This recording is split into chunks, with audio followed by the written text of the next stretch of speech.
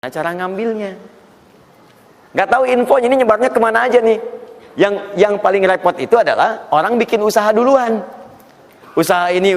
Memang akan dapat. Cuma karena kita nggak tahu cara menyebarnya, maka masanya lebih lambat cara mendapatinya. Dan itu nggak terukur dalam konteks apa? Dalam konteks memetakan aktivitas kita. Kadang-kadang, maaf, waktunya sholat masih sibuk nyari ini. Ya, jadi kita nggak bisa bagi kapan sholat, kapan baca Quran, kapan sedekah, kapan tilawah, kapan ngapalin Quran. Ingat, bahkan Allah langsung menamai ibadah ini dengan ibadah yang sifatnya bisa menambah rezeki. Cuman kadang orang nggak sadar, taunya diambil. Tapi kalau pengertian secara bahasanya sebetulnya bukan berkurang, nambah malah. Nambah. Cuman orang tuh nggak sadar ketika dia mau ditambah rezekinya, dia malah nggak mau. Karena merasanya diambil, dikurangi. Nah, ini yang disebut dengan mustaqarrah. Mustaqar tadi di Quran surah ke-11 ayat ke-6. Ini yang disebut mustauda'ah. Ya, menyebar. Di mana dia tersembunyi itu? Hanya Allah yang tahu. Makanya antum kan beraktivitas kan? Ada yang berdagang, ada yang kerja jadi karyawan, jadi gini, di pengusaha macam-macam untuk mendapatkan apa? Itu yang menyebar ini. Ya. Dan menariknya antum kan minta kepada Allah, ya kan? Bahkan setiap dalam sholat, coba lihat, Isa aja tadi minta 4 kali. Masih ingat nggak? Ya, coba duduk di antara dua sujud itu. Ya, antum baca apa? Rabbighfirli wajburni apa artinya warzuqni? Minta rizki tuh. Antum minta rizki, antum ke pusat minta tuh kepada Allah. Ya Allah, saya minta rizki. Warzuq itu minta rizki. Ada yang belum tahu. Ya, 4 kali Isa warzuqni. Setelah Isa masih minta juga. Ya Allah, berikan saya rizki. Yang tadi apa dalam sholat? Warzuqni. Warzuqni minta rizki. Antum minta ke pusat tuh, minta. Ya Allah, minta. Soalnya Allah disebarkan. Ambil. Cuman persoalannya yang kurang lengkap, kita nggak belajar bagaimana cara ngambilnya. Nggak tahu infonya, ini nyebarnya kemana aja nih. Yang paling repot itu adalah orang bikin usaha duluan. Usaha ini. Memang akan dapat. Cuma karena kita nggak tahu cara menyebarnya, maka masanya lebih lambat cara mendapatinya. Dan itu nggak terukur dalam konteks apa? Dalam konteks memetakan aktivitas kita. Kadang-kadang, maaf, waktunya sholat masih sibuk nyari ini. Ya, jadi kita nggak bisa bagi kapan sholat, kapan baca Quran, kapan sedekah, kapan tilawah, kapan ngapalin Quran. Coba lihat Abu Bakar As-Siddiq radhiyallahu ta'ala anhu. Itu kan pedagang sukses, pebisnis sukses, hartanya banyak, tapi masih sempat sholat tahajud sampai khatam Quran. Masih sempat sehari punya program sedekah, sehari nengokin orang sakit, sehari bisa menyolatkan orang yang meninggal, sehari bisa nganterin orang ke alam kubur. Itu ketika Nabi tanya, siapa malam ini hari ini yang sempurna jamaahnya? Ngacung semua. Siapa hari ini sudah sedekah? Sebagian turun tangan, Abu Bakar masih angkat. Siapa hari ini yang sudah membaca Al-Quran? Beliau angkat. Siapa hari ini yang nengok orang sakit? Beliau angkat. Siapa yang hari ini sudah mengantar orang ke jenazah ke kuburan? Beliau angkat. Semua ini katakan Nabi, beliau angkat tangan. Nah, pertanyaan saya itu bagaimana cara manage aktivitasnya? Karena beliau tahu kunci rezeki itu ada di sini. Kalau nyebarnya ke sini. Maka beliau atur aktivitas ibadah saya ini yang ke sini. Yang rezeki ini yang ini. Atur waktunya kapan mendapatkan yang ini, kapan dapat yang lain. Yang paling dahsyat ini nanti yang akan kita bahas. Ada rezeki bahkan yang belum dicari, dia sudah datang min haitsu la yahtasib, dari sisi yang tidak dia ketahui. Ya, nanti kita lihat dan kita buktikan dengan ayat-ayatnya. Satu, jenis pertama, rezeki yang mutlak dicari dengan ikhtiar.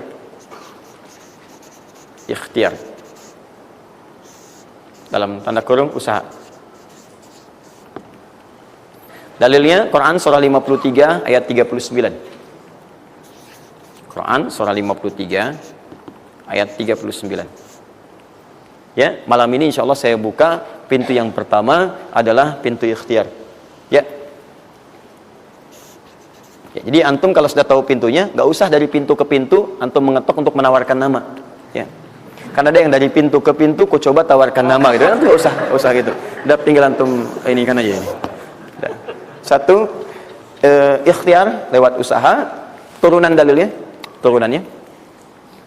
Satu, Quran surah kedua ayat 168. Kalau ingin dipercepat, Quran surah kedua ayat 172.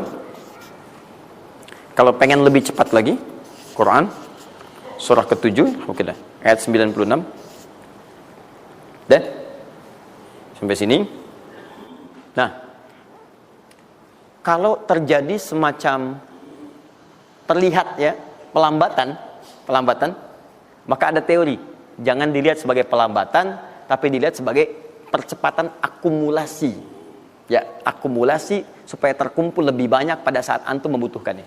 Ya, nanti kita lihat dalilnya di Quran surah 46 ayat ke-15. Ya, ini wajib hafal ya. Tenang aja, pertemuan kita berikutnya kapan? Masih 1 pekan. Gampang. Masya Allah. Orang 3 hari apa 200 ayat Al-Imran. Masa sepekan antum berapa ayat sih ini? Gampang ini. Ayatnya juga pendek-pendek insya Allah. Ya. Sudah? Jangan dulu dilihat, catat aja dulu. Kalau antum lihat sekarang, antum nanti udah ini duluan. Catat dulu aja. Sudah? Sudah ya? Baik, ini udah. Nah, sekarang turunannya. Kan ini baru intinya. Turunan amalannya. Ini wajib antum kerjakan. 1, di turunan amalannya. Quran surah ke-17 ayat 78 sampai 82. Ini wajib antum kerjakan. Demi Allah saya katakan wajib antum kerjakan. Kalau ini antum gak usah hafalkan untuk dites. Ini gak akan dites insyaallah. Tapi antum wajib amalkan saat nanti menunaikan ibadahnya. Baca ayat ini. Ya, dites oleh kita sih enggak. Cuman saat antum kerjakan mesti hafal ini saat ibadahnya. Ya. Karena antum akan baca dalam sholat. Ya. Sama aja dong artinya. Teruskan? Terus. Quran surah ke-73 ayat 1 sampai 20. Tidak akan muncul di ujian. Insyaallah. Dah? Teruskan. Quran surah ke-15 ayat 9. Dan Quran surah ke-54 ayat ke-17. 1 ayat saja. Mau 1 ayat, mau 4 ayat? 4 ya, boleh ya? 4 ayat ya, boleh ya? Ayat 17, ayat 22, ayat 32, ayat 40. 4 ayat. Insya Allah saya bermohon kepada Allah 4 ayat ini bunyinya sama supaya memudahkan hafalan antum.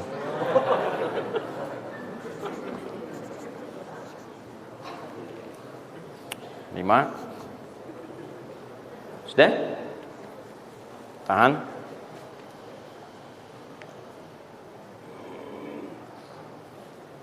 Sudah? 5. Amalkan yang Quran surah ke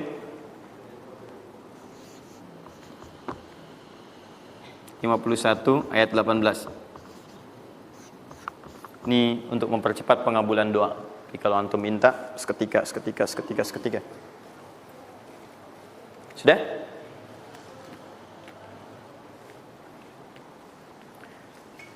Mau saya kasih bonus gak? Enggak, bonus ini sifatnya spesial. Bahkan ketika antum mengerjakan, rezeki itu bisa datang. Dan saya langsung berikan contohnya. Tapi kalau ini saya tuliskan, wajib hafal. Siap ya? Karena ini tawarannya tinggi, ya. Pilih mana? Enggak saya kasih, antum cari sendiri, atau saya kasih, tapi wajib hafal. Boleh ya? Baik.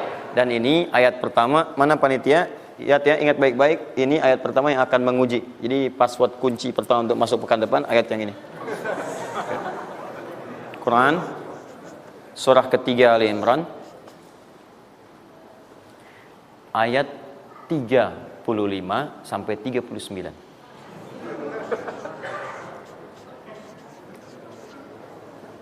Gampang ya? Alhamdulillah. Yang akan diuji hanya ayat 37-nya, 38 dan 39-nya. Yang diujinya 37, 38 dan 39. Panitia boleh acak mau tanya yang mana dulu ya. Tapi itu ayat yang pertama, yang selanjutnya 3 ayat berikutnya bebas pilih. Sudah? Nah, ini bagian pertama. Satu, rizki yang didapatkan dengan ikhtiar. Kedua, rizki yang didapatkan dengan bersyukur. Dua, dengan syukur.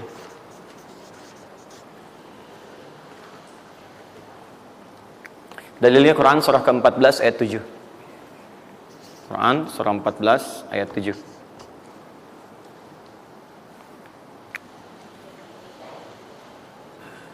Yang saya kotaki itu yang dihafal ya. Yang saya kotaki itu yang dihafal.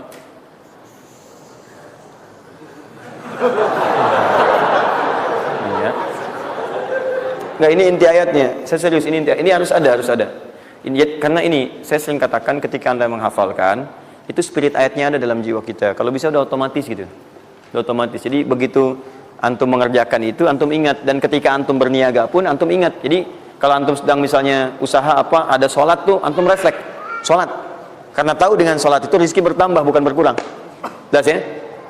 Nah, terus kan? Ini Quran surah 14 ayat 7. Saya naikkan ke atas ya. Turunannya Quran surah ke-9 ayat 103. Saya urutkan berdasarkan amalan. Dan Quran surah 9 ayat ke-60.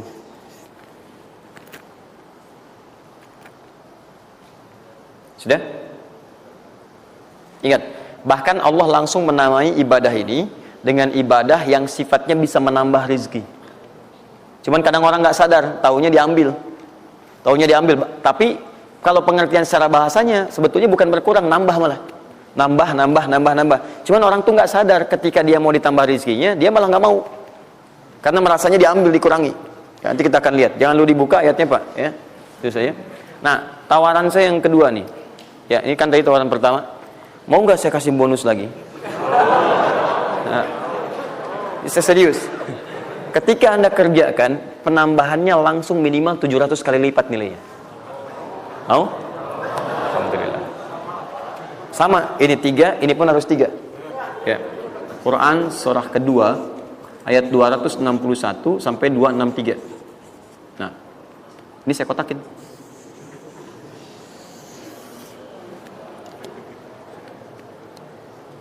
Sebentar. Quran surah kedua ayat 261 sampai 263. Saya mohon izin ya, saya lihat dulu satu. Supaya nggak online maksud saya. Pokoknya Anda online ada masalah dengan saya nanti. Nanti saya kasih di akhir rumus cepat menghafalkan. Sudah? Tahan. 2. Nah, yang ketiga, nanti saya simpan dulu aja supaya Anda fokus yang ini dulu untuk berlatih selama sepekan. Ya, berlatih selama sepekan. Supaya nanti, karena yang ketiga ini lebih cepat lagi. Lebih cepat. Saya khawatir Anda melakukan lompatan langsung pada yang ketiga. Nah, persoalannya kita mesti berurut karena yang satu dengan dua ini keduanya saling bersinergi. Begitu yang kedua udah dapet, yang ketiga lebih mudah. Ya, karena sudah punya kebiasaan dari yang pertama tadi. Kalau saya munculkan yang ketiga sekarang, maka persoalan terbesarnya adalah kebanyakan orang nanti akan meninggalkan yang ini yang paling bahaya.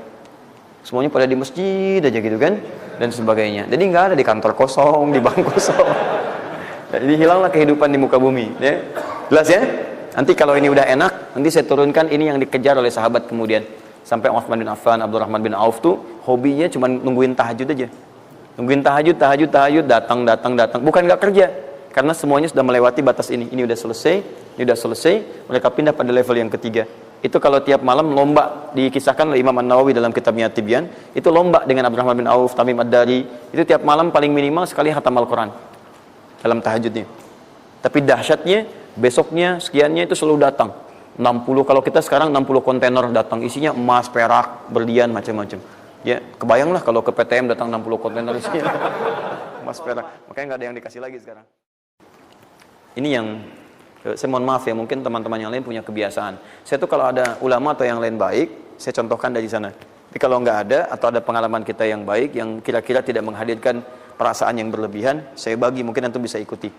Nah, saya coba membiasakan yang orang-orang dulu biasakan, guru-guru saya biasakan, dan itu pengaruhnya sangat dahsyat. Kalau antum mau lebih cepat lagi, biasakan begini. menerima pendapatan dari manapun, walaupun bukan gaji atau apapun, cobalah antum keluarkan dari situ, niatkan sebagai sedekah. Saya ulang ya, menerima berapa peser pun dari manapun pendapatan, coba antum keluarkan sebagai sedekah. Misal 2,5%, 5%, keluarkan aja. Bagi siapa.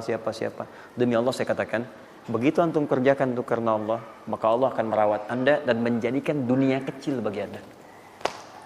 Apapun yang anda butuhkan, ada kecil sekali. Dan anda sudah nggak melihat, nggak ada nilainya tuh dunia itu. Ya, jadikan kebiasaan itu. Kalau ada pakaian sudah anda pakai, datang lagi yang baru, ini yang lama kasih aja, yang layak dipakai dan sebagainya. Seperti itu biasakan. Begitu anda biasakan, nanti Allah jadikan kecil dunia bagi pandangan anda. Gak ada nilainya. Dah. Paham ya? Itu kalau antum mau ikuti silahkan, atau kalau mau bertahan di yang pokok silahkan. Saya sudah katakan, saya tidak akan menambah waktu lagi karena sudah jam 10. Pas 12 menit dari apa yang saya minta. Dan saya tutup dengan kalimat, kalau ingin dimudahkan menghafal ayat-ayat yang disampaikan, maka caranya cuma dua. Satu, yakinkan antum bisa menghafalkannya. Yakin, jangan ragu. Bisa. Yang kedua, anggap mudah. Pokoknya kalau sedang ada merasa susah, mudah. Bisa insya Allah. Ya, siap? Ya, mudah atau susah? Yakin? Berapa ayat tadi? Sedikit. Itu, banyak tuh jadi susah. Saya ulang, jangan pulang. Mudah atau susah? Mudah atau susah? Yakin? Nah, berapa ayat? Oh, luar biasa. Alhamdulillah.